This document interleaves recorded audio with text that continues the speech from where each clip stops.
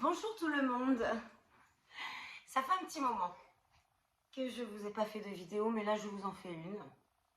Je vous en fais une parce que je suis choquée de ce que j'entends. Je suis choquée et je souhaite vous transmettre une réalité.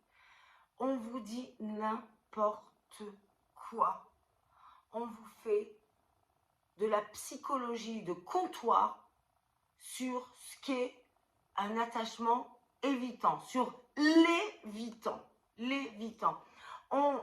J'ai vu des défilés, des émissions, des coachs, des ceci, des cela, enfin même des gens qui n'ont aucune base en psychologie, qui viennent débattre d'un sujet et qui font de l'évitant un pervers narcissique. C'est honteux. Et le pire de tout, c'est qu'ils disent d'eux qu'ils sont mieux à même de parler qu'un psychologue. Ils dénigrent le psychologue qui lui a fait 5 ans d'études pour expliquer quelles sont les personnalités et qui connaît parfaitement les liens d'attachement. Liens d'attachement, désorganisés, sécure, évitant, anxieux. Ok, il y en a une là que j'ai un petit peu dans le collimateur qui a vécu une relation soi-disant avec un évitant, mais moi je pense que c'est avec un pervers qu'elle a vécu sa relation. Mais pour elle, c'est mieux de se dire que c'est avec un évitant parce qu'elle pense qu'au fond il l'aimait, mais non, c'est avec un pervers. Il ne faut pas confondre la personnalité, le lien d'attachement évident et le pervers. Ils se foutent de nous. Ils se foutent de vous. J'ai écouté, regardé, j'ai analysé, j'ai dit mais ils sont fous, ils nous perdent. Ils nous perdent. Moi, je vais faire simple. Je vous dis simplement les choses. Simplement. Quelqu'un qui a un lien d'attachement évitant et quelqu'un qui ne va pas vous faire de love bombing en début de relation. Certes, vous allez passer des bons moments quand il sera disponible avec la personne, il ou elle, ça va être chouette, mais c'est quelqu'un qui a une liberté en lui. Il ne met pas la relation au départ, il ne la met pas centrale. Il ne la met pas centrale tant qu'il n'est pas tombé, entre guillemets, amoureux.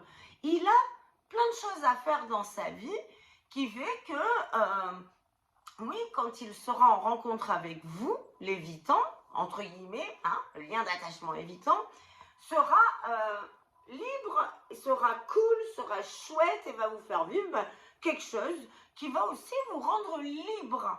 D'accord ? Donc, c'est un échange, c'est un partage, c'est chouette. C'est un moment chouette. D'accord ? L'anxieux, lui, ce qu'il veut, il n'est pas libre, l'anxieux. L'anxieux, il est dépendant.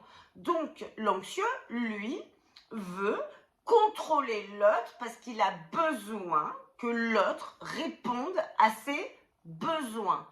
L'anxieux, lui, il veut toujours plus. C'est jamais suffisant. Alors, ceux qui font les vidéos en critiquant les évitants, dites-vous bien, surtout elle, il y en a qui sont plus modérés, qui essaient d'être plus neutres, mais elle est anxieuse. Et elle a fait de son évitant, elle dit que l'évitant est un pervers. Non. L'anxieux, lui, il veut contrôler. Il veut se dire qu'il est aimé.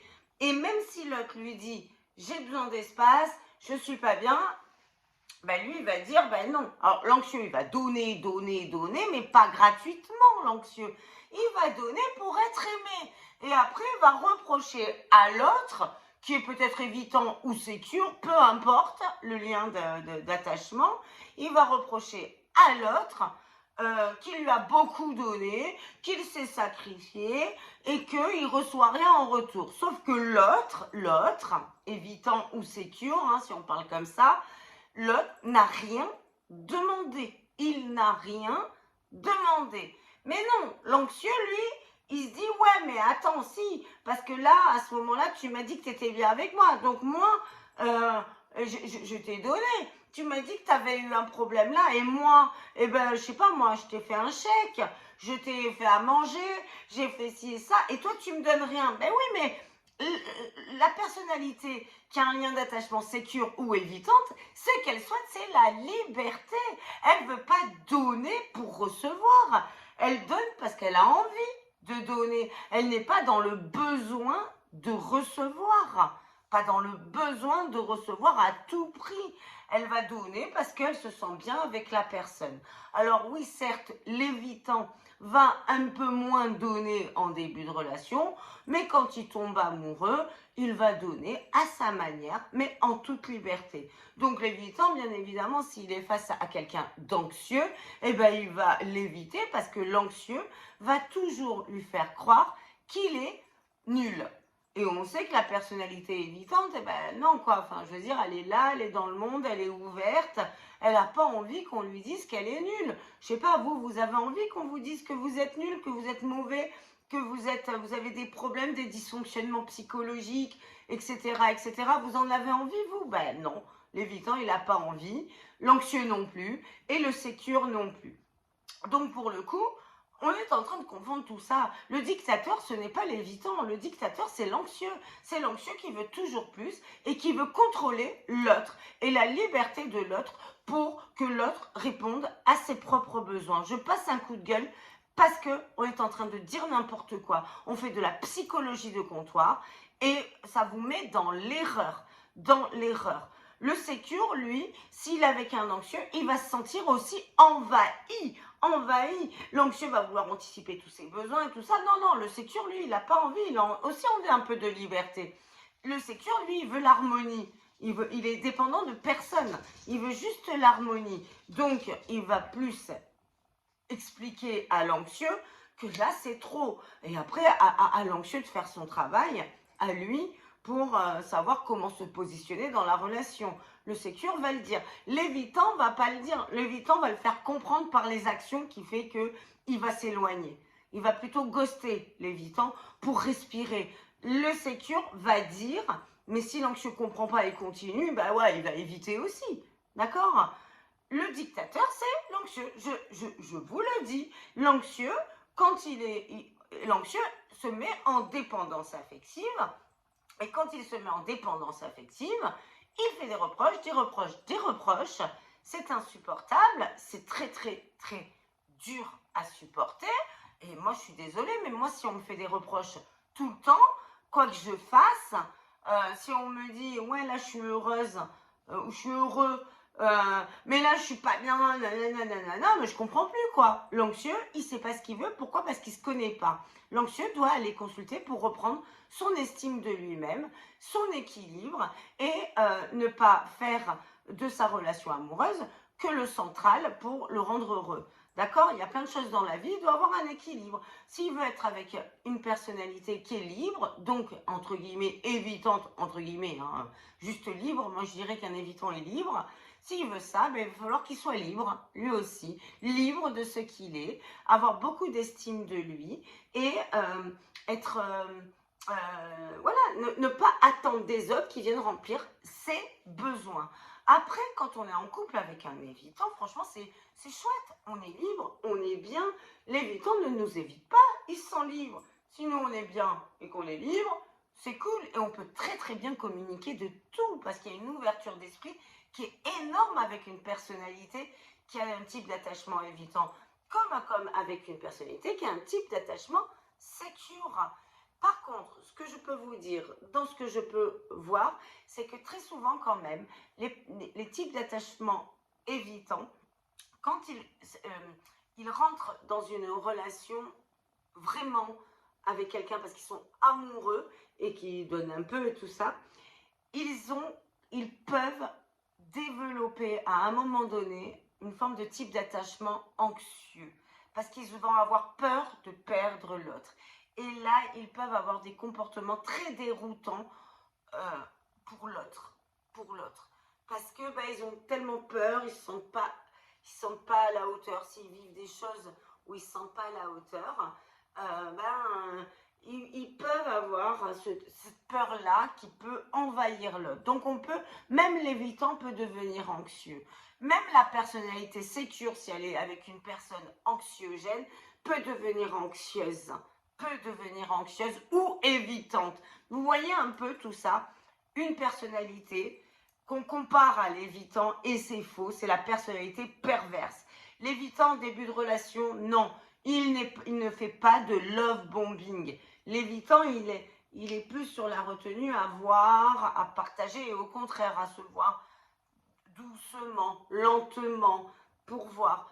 Certes, les moments qu'on passe avec, c'est chouette, mais c'est pas du fake, c'est pas du love bombing. Le pervers va vous faire du love bombing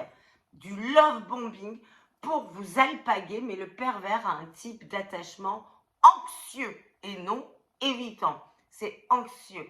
Il est vide, il est anxieux, il ressent une anxiété terrible et il va se nourrir de vous. Le pervers ne va pas être attiré par un type d'attachement anxieux, mais va être attiré par un type d'attachement secure qui veut l'harmonie.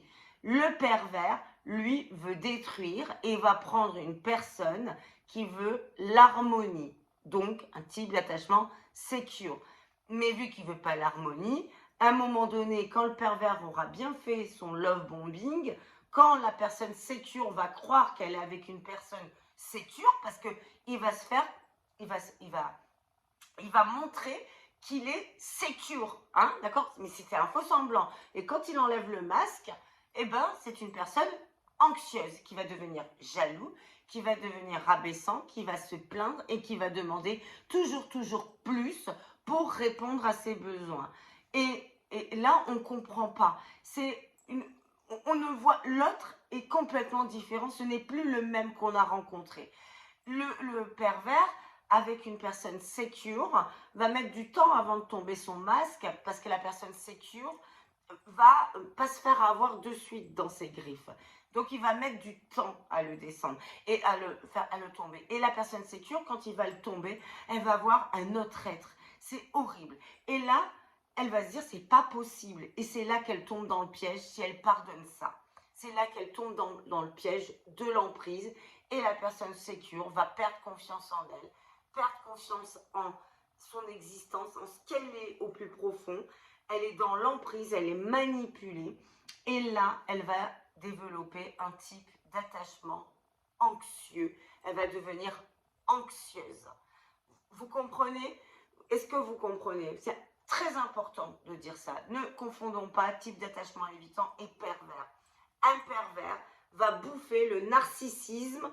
Le narcissisme, et c'est bien d'avoir du narcissisme, ça veut dire qu'on a confiance en nous.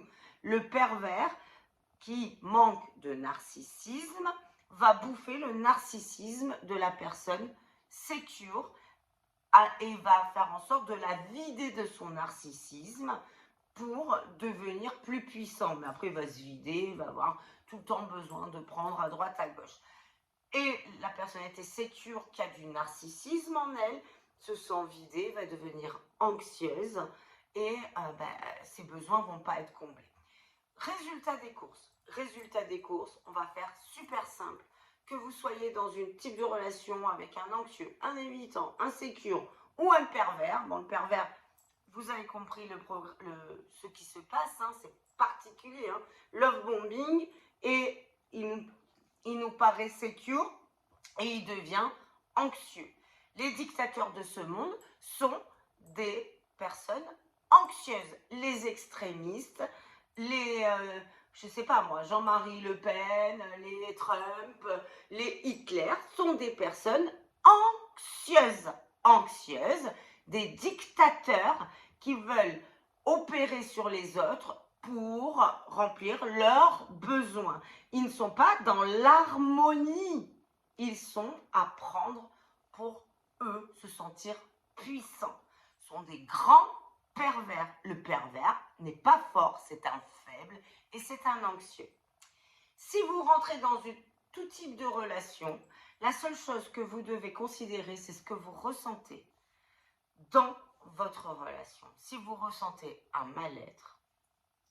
mal-être qui dure, fuyez. une belle relation harmonieuse, on ne sent pas de mal-être, on sent un épanouissement. Je vous laisse réfléchir à tout ça. Je vous embrasse fort. Je vous embrasse très fort. C'était un petit coup de gueule, excusez-moi, mais c'était important de vous le dire et de mettre l'église au milieu du village. Voilà, je vous embrasse très fort. Si vous avez aimé cette vidéo, vous likez. Alors, faites-le, s'il vous plaît, ça me fait plaisir. C'est pour moi, c'est pour mon algorithme. Si vous pouvez la partager à des personnes qui sont concernées, mais alors faites-le. Moi, j'ai envie que ce message soit divulgué partout parce qu'on vous raconte des conneries. Des conneries. Et si vous avez envie de commenter, vous pouvez commenter, bien sûr, sans être agressif. Vous pouvez commenter. Et si vous me voyez pour la première fois, abonnez-vous. Je vous embrasse très fort. Bisous, bisous, bisous.